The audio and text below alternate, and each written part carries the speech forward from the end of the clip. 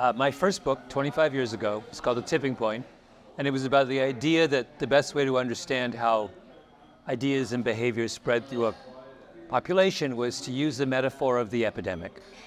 This book is a return to that subject a quarter century later, where I re-examine some of the ideas that I played with back in 2000, and I explore the kind of darker side of the way in which I think people are using epidemic rules to engage in social engineering that may not always be in our best interest. Now, one of the things about the metaphor of an epidemic is viruses aren't humans, right? They're not sentient. They don't make reckless decisions. And so I know there are a lot of people that take the things in your books as rules for how things will change, should change.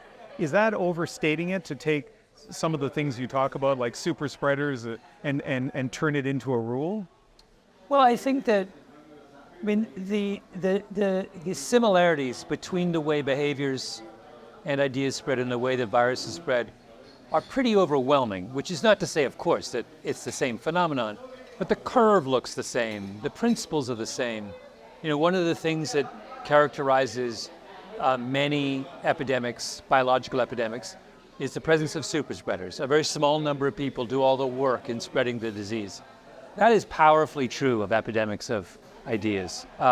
If you look at patterns of homicide in a city, a big urban area, you'll see the same thing. Very, very small groups of people are responsible for generating that kind of violence. Similarly, epidemics of disease have tipping points. They have a moment where they go from being a relatively low-level phenomenon and they suddenly explode. We see exactly the same phenomenon when we look at epidemics of ideas. So it's one thing to look backwards and sort of see how things have evolved, like let's say murder rates in a city, and say, okay, this theory applies. But let's look forwards a little bit. And I really worry about how polarized society is. Maybe the US a bit more than Canada, but we have it here too. A lot of people are in echo chambers, fueled by social media, but even mainstream media. Based on what you've observed in the world and the rules and the guidelines of how things change, how can we create a less polarized, less angry society? There was some really fascinating analysis done during COVID of all of the anti-vaccine, that movement. There were three sources for something like 70% of the anti-vax information online. That tells us that sometimes what we perceive to be as a broad-based movement is not. It is a movement that's being fueled by a very small number of people who have managed to amplify their voice. And I think that helps us to put what looks like division into some perspective. I suspect that a lot of what we feel is division is not actually division. One of my sons who tells me not to respond to tweets about COVID will be very happy to hear. I think his analysis is very similar to your analysis. Yes. You have a couple of very young kids. I do. I don't know. We don't know what they're going to do after high school, but I'm kind of guessing they're not going to go to Harvard. No, I have a bee in my bonnet, and I've had a bee in my bonnet for many years about American elite education. As a product of the University of Toronto, I think of, I'm only half joking, that is the paradigmatic elite university. It's big, right? It's really, really good at what it does, and so it believes it has a responsibility to educate as many students as possible. In America, the elite universities distinguish themselves by how many students they turn away. They compete on a number, which is the percent of applications they accept, and the lower that number, the better off you are, which is the craziest thing I've ever heard of. There is similarly in the United States, these elite schools hoard enormous sums of money. Harvard has 10,000 students and $46 billion in the bank. That's insane, right? And so I've been so kind of obsessed by these two things, that these schools are too small and they are too rich.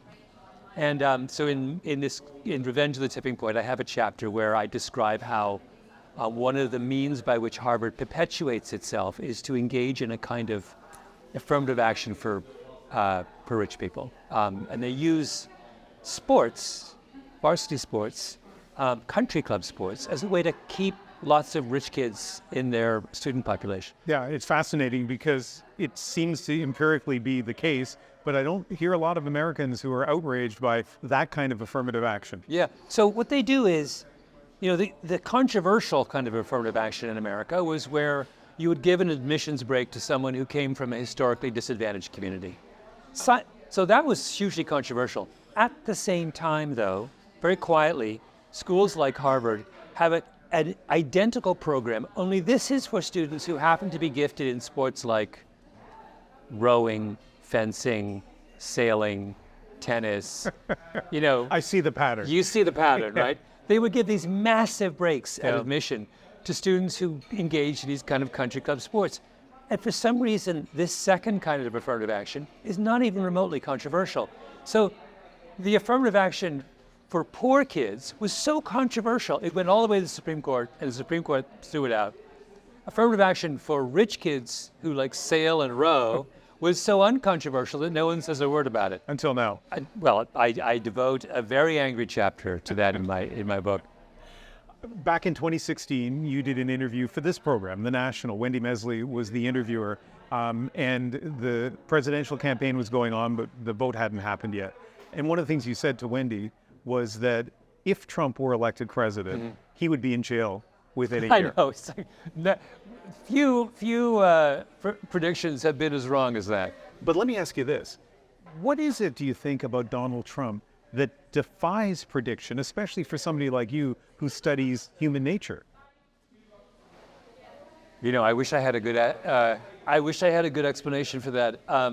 All I will say is that the last 8 years in American politics have been an education for anyone who is interested in politics. The world, and America specifically, has taken twists and turns I would never have anticipated.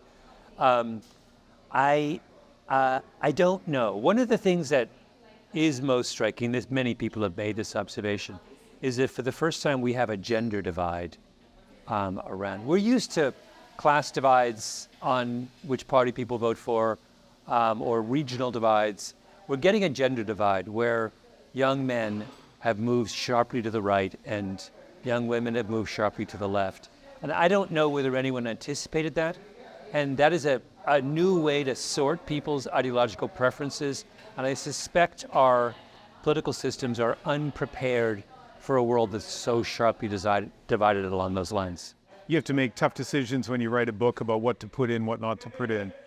One of the things that you didn't, I don't know actually if you made a decision about this, but I don't think there are any references to AI in this book. And or social media or the internet. I don't know if the word internet appears in this book. But let me ask about AI, because I hear so many people who are so worried about it. And for somebody who looks at phenomenon that, where how ideas and thoughts and behaviors can spread like epidemics, do you feel like you need to tackle AI? Well, I very deliberately, when I write my books, all of my books, make decisions that I want to focus on areas that are surprising, that are new to people, where I feel comfortable and feel I have a kind of a unique role to play in creating a conversation around something. I also am wary of describing phenomenon at the very beginning of their life cycle. I don't know whether we know where that ends up, and I would be very, very nervous about weighing in on that, until the technology is more mature. In my original Tipping Point, I had a whole chapter on why did crime decline in New York City.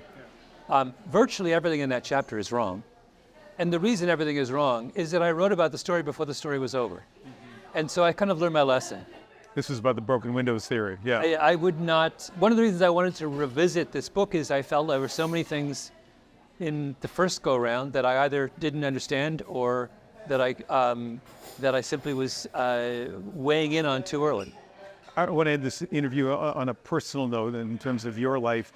Again, I'm struck by, on the one hand, you write about such big things, major shifts in society, but I also think you're somebody who's been very much influenced by your parents, the very micro way. So tell me about that. In what way have they shaped the person you are in 2024? Well, you and I have something in common. You have two parents in the West Indies. Yeah. I have one. Yeah. We were immigrants to Canada in the early 1970s. My dad was English, my mom's Jamaican, which makes, there's nothing more Canadian than coming from a Commonwealth country to Canada in the 1970s. So in that sense, I regard myself as a paradigmatic Canadian. My father was a mathematician at the University of Waterloo. My mother was a writer and a family therapist. So, you know, the real simple way to understand my writing and my approach is this is what happens when you have a father who is deeply analytical and a mother who is, you know, deeply curious about how human beings and the way they work. I'm what happens when you mash that up.